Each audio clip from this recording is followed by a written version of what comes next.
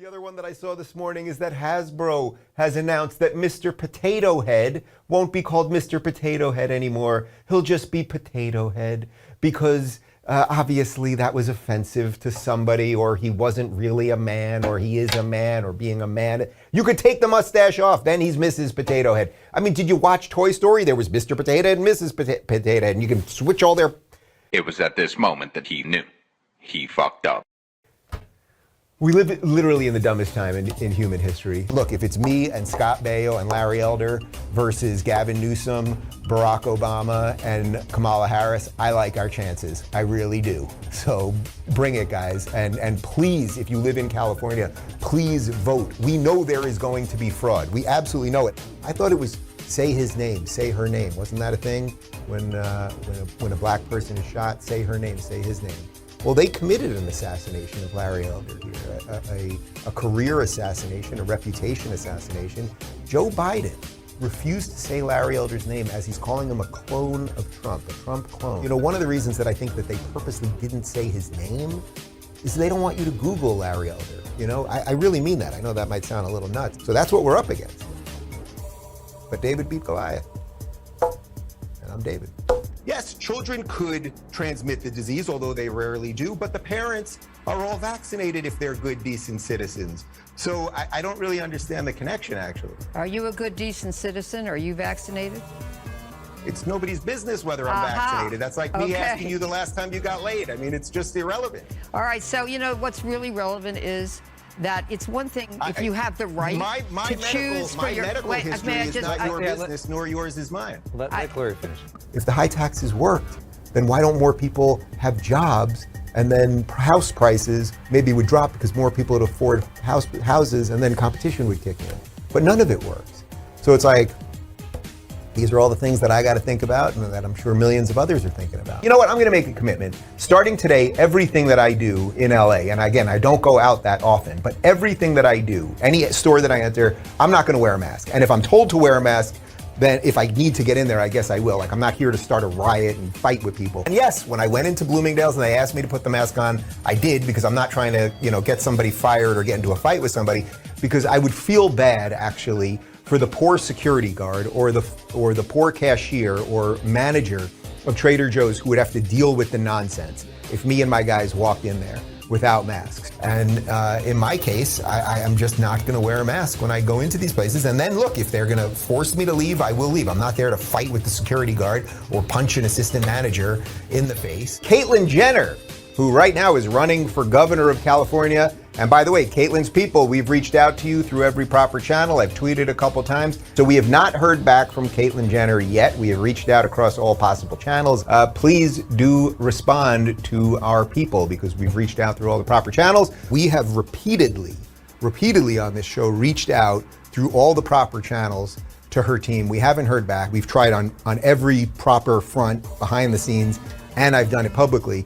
I guess we'll give it another day or two for someone to just respond. We also donated $50. I've got the stupid mug. You know, I said last week that I think the Caitlyn Jenner thing is just complete BS. They still have not responded to us. Why don't we follow up again, actually? And it's like, you don't have to do the show, but if you can't even respond, then you're just not serious one way or another. We just came back from Miami, and in Miami, you've got all of these, literally these 30, 40, 50, $70 million houses all on the water, right? And they're telling us the sea level's rising. Yet why are all the rich people still moving to the water? Are they stupid? And, you know, if she's so concerned about climate change, you know, these people are always freaking out about climate change. Why would you move to the water? Much like that Barack Obama guy, Martha's Vineyard, much like that Bill Gates guy up in Seattle. Yeah, that's what they do. That's not to say that every now and again there could be a once in a century storm that you got to get out of Dodge, you know, but look, remember Miami, what was it, 2 years ago, southeast Florida, they said there was this massive storm coming and it was going to destroy all of South Florida and Miami will be underwater forever, and everybody flew up north and everybody went to Georgia and north, and basically nothing happened. Nothing happened. Actually, my folks have a little place in Florida, and we went there a few weeks after the hurricane. Place never looked better because the water had gotten everything growing and the buildings were cleaner, and it was like, man, this should happen a little more often. Climate change is an existential threat to the human race. Yeah, it's not. And even if it was, We'll get off this rock. We'll figure something else out. We'll figure it out, man. Just stop whining about it. It's just so boring. I saw Deep Impact. A couple people survived. Come on, it's you know, fine. what happened to Bruce Willis at the end of Armageddon? I don't remember, but I think he lived. I'm always struggling here with something called the Hanlon's razor as well, which says you don't attribute to malice what can be chalked up to incompetence. But then we have this whole other thing going on here, and I don't know where to come down on this, so enlighten me, please. Well, John, let me give you another razor, Occam's razor. If something can go wrong, it will. And that basically is the tagline for this administration. Let me do two things for your producers right now, because I know you guys like to fiddle with the Chiron when I'm on. Can I be called Gen X expert, or if they want to be really pithy, yes, Gen Expert? It's funny, a few people have asked me here, you know, Dave, well, do you still call yourself a liberal? Does it make sense to call yourself a liberal? And, you know, unfortunately, I don't have a DeLorean and a flux capacitor, and I can't go back to France in 1780 where I could say I was a liberal with a straight face. I have no problem. I'm actually quite proud to stand in front of you and tell you that I'm a conservative. I have no problem doing that whatsoever.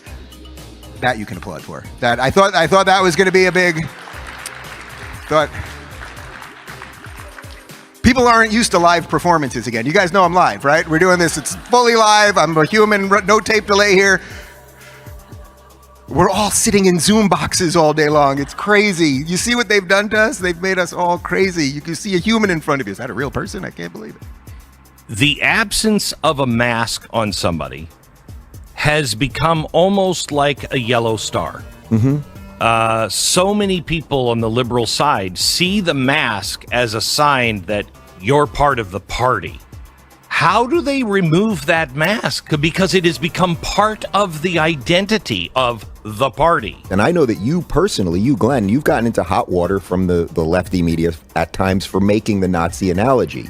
And I completely agree with you on this. The Nazis didn't just show up one day.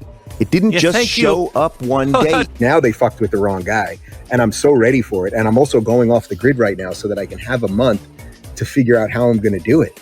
So you guys just really screwed up, Jack, at Twitter. If you're watching right now, you screwed up, brother. Which is that they're hacking away at everything. They love lockdowns because lockdowns, in their minds, further prove that capitalism doesn't work, right? And then we're gonna have to give people UBI. We can't send them to work and they don't like their jobs in the first place, and you don't pay them enough.